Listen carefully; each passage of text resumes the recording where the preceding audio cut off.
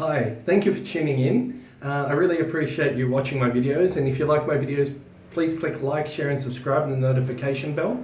I'm going to play around with the angle because the lighting hasn't been so good in my last videos, so hopefully I'll get it right. Today I'm not going to be doing a shave, instead I'm going to be talking to you about post-shaving routines. And I'm going to let this grow for 2 days, and tomorrow I'm going to do a 2-day shave, and you can see this is 24 hours worth of growth. It's thick and it's coarse, and I have sensitive skin. So importantly, this is extremely important video that I think I'm making today, post-shaving routines. I've never seen anybody talk about the information that I'm going to present today, and hopefully it will help you guys and your decisions about what I do and what your choices are.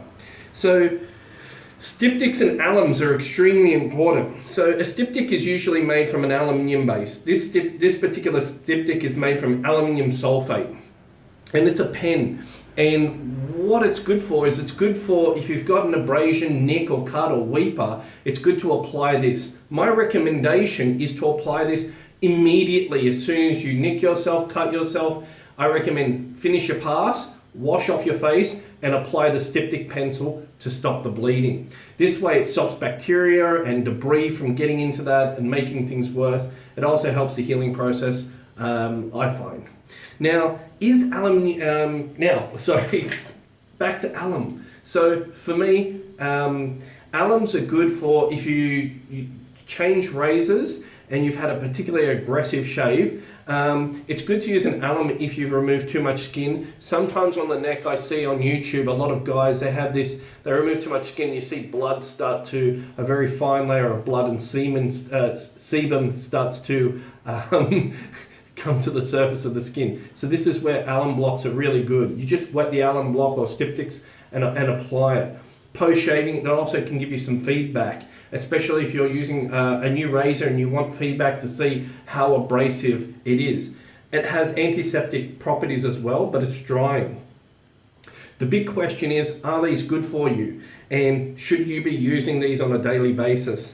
And my answer is going to surprise you. I believe that these are bad for you and not to use these every day. And I'll cover the reasons why in a second.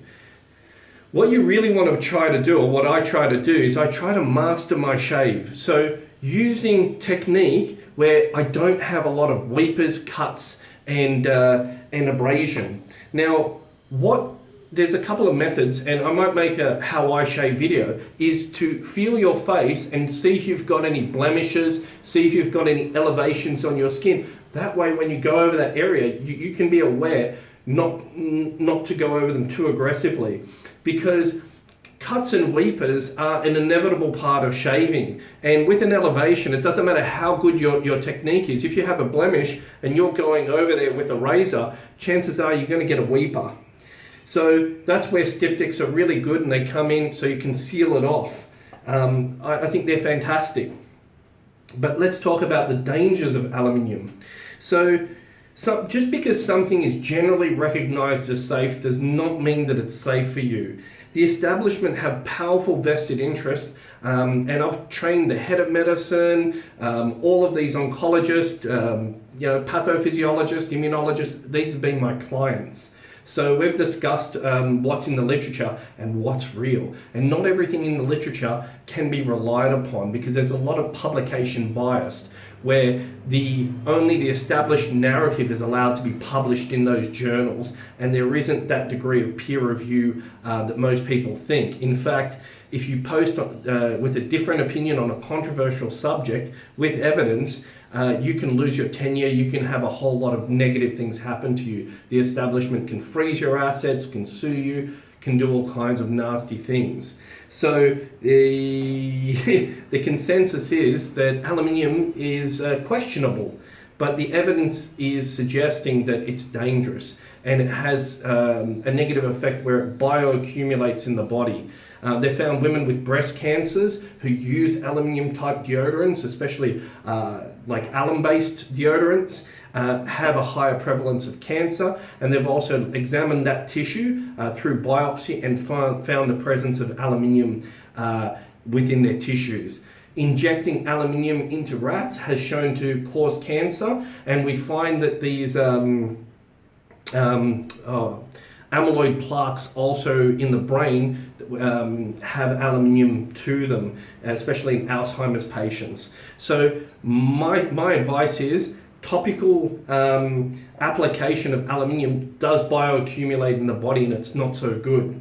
Now, examples of things which were generally recognized as safe for decades after they knew that it was dangerous are things like cigarette and tobacco, asbestos, phthalimide, Vioxx, and a whole bunch of really nasty things have been deemed safe, and anybody who spoke against them was considered a conspiracy theorist.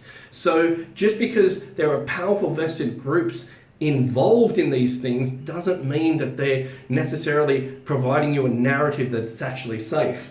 So the thing that I like to do is I like to master that shave so I don't have any nicks and cuts. And in yesteryear, the whole art of shaving was to be able to shave with a straight razor or safety razor and not cut yourself. So modifying the pressure, some gents need, if you've got like a Gillette Tech, to get the same shave, might have to use a little bit more pressure and a few more strokes if they've got coarser hair than a gent that doesn't. And provided that he's not cutting himself and causing himself irritation, he's having a comfortable shave, that's fine. You know, this idea where you only stroke something once or you know, I do something because my grandfather did is not very efficient, and it's not sensible. So I'm going to be talking about witch hazel next. So what I do is I take a cotton pad after I've shaved, and what happens is that there is an accumulation of debris, bacteria and dirt even after you shave, and that can penetrate into the skin because the skin's been naturally abraded through shaving. You do remove layers of skin as you shave. The idea is to minimize that and not create bleeding and a hazard for yourself. So what I then do is after I've shaved, I apply something natural and very, very mild and astringent that helps close the pores, and it has a little bit of antiseptic properties to it. So instead of an alum, tea tree and witch hazel, and I find this works best for me. I find that a general witch hazel, although good, doesn't work as effectively. And I have sensitive skin, and I've been plagued for years with scaliness, pimples, and all kinds of things. And so I'm sharing with you what has worked for me. And if you try it, I would be pleasantly surprised if this works. Sorry, I would be surprised if this doesn't work for you, but it may not. So after I've been researching something called hyaluronic serum and hyaluronic acid, and there are three things that the body has that prevents aging and keeps your skin fitness. One of them is collagen, the other is elastin, and the third product, the main product, the big three, is hyaluronic acid. And the body loses its ability to be able to produce this substance. So by adding this to the superficial layers of your skin, it does benefit you. And because it's biocompatible, it's not going to have a negative effect for most people. But again, trial it and see how it goes. And I suggest a trial of like 2 or 3 weeks unless you have a reaction, and see how it goes for you. So astringent, which helps close the pores, and mild antiseptic, completely natural, followed by a naturally occurring product, hyaluronic acid, that the body produces, applied to the skin as a moisturizer. Moisturizers affect me greatly. I get breakouts, and I get redness from moisturizers and bumps. But this thing has been tremendous for me, and it's better than applying alcohol-based splash with a disinfectant for me, which I've tried, and after a while my skin just gets red, it gets irritated, and it dries out my skin. It doesn't work. So after that, I apply a balm, alcohol-free balm. Now I like to use splashes because I love the smell, but I'm not going to be using them consistently because my skin fitness will just decrease over time. And the reason why I like to apply a balm, either I mix it with the hyaluronic at the moment or I apply it straight after, is because the hyaluronic actually takes up 1,000 times of its weight in moisture. So it's adding tremendous moisture on the skin, to the skin, But again, it's drawing that moisture from two things. It's drawing it from deeper layers of your skin, or it's drawing it from the atmosphere. And because I live in Australia, it's drawing it from my skin because I live in a drier climate. So what I do is I apply a lighter balm, which has soothing elements to it, including vitamin E and other things, that is quite mild and soothing, and I don't have any redness, I don't have any bumps. My skin fitness over time has been improving by using this method. So for me, hyaluronic acid is working, and my skin is more resilient. It's excellent. So I'm very impressed with it. So I think having a one-size-fits-all approach isn't good, because there are products with witch hazel in them, with hyaluronic and with soothing balms in it, and I think those all-in-one balms or an alcohol splash doesn't work as well for me, because separating out those different elements to where, you know, I can lift the dirt out of my skin, I can have a mild antiseptic, so I'm not going to have breakouts, I've got no dirt to get into the abraded skin. I have moisturizing properties from hyaluronic acid, which my body loses over time, and then I'm applying the balm, so that moisture from the balm, that light moisturizer, is being absorbed by the hyaluronic acid rather than coming from my skin itself, which is also okay. It's just more effective this way. So bioaccumulation of potassium aluminium or aluminium sulfate, not so good for the body. It does accumulate. So my advice is master your shave, and if you need to use this, use it judiciously and sparingly, and only when you need it. But instead, you know, do what our grandfathers did. Have a good shave, master your technique, and different techniques will be for different gents. Some guys can shave with a butter knife. You know, some guys, you know, you're taking advice from guys that don't shave the toughest, densest parts of if you take advice from guys that only shave like here and here, and they go, oh, this is a great razor, thank you for supplying me this, you know, pay me, just kindly donated this to me, and I just want to thank Pay Me, and their website is down below. All these guys reviewing these razors aren't going to give you an honest opinion, in my view. Some of them are honest, don't get me wrong, but, you know, shaving here and here and then giving a review on a razor for the first time that you used it, if you can't see through that, I don't know what to tell you.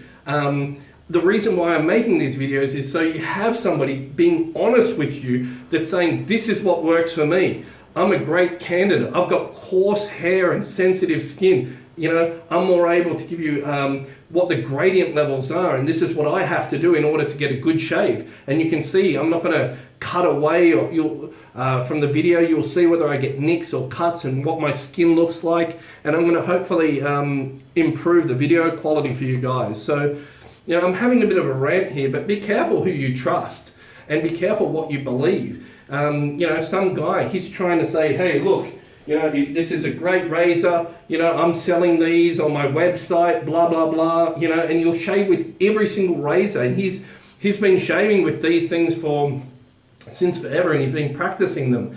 And these guys will only release a video on the video where they don't nick or cut themselves. You know, and then they don't mention that they've cut themselves, or if they do, you know, they'll say, oh yeah, I've done this, or, you know, they'll use like huge amounts of cream, you know, huge, you're flushing money down the toilet. That's great if you've got lots of money to waste, but I mean, come on guys, you know, make up your own mind. Think about what I'm telling you, and, you know, think about your own shaving experience. Learn from yourself. You know, learn from your shaving experience. Just, you know, these guys with huge amounts of foam on their face, then, I mean, for me, I'm more worried about the cushion and the slickness that I get. This is just what I think everybody should be concerned with. Now, for the guys with fairer hair, they can get away with using any razor and any blade combination. It will cut their hair. But for the guys with coarser hair, like myself, that doesn't work for me. So these videos are not very honest. You know, I tried the Feather Popular, for example. Everyone raves about it. That thing is like, honestly, I'd rather use a rusty saw on my face than use that thing ever again. It's just so much tugging. So anyway, that's my plan for this video. Make up your own mind about what you want and what you think is sensible. And yeah, thanks for watching.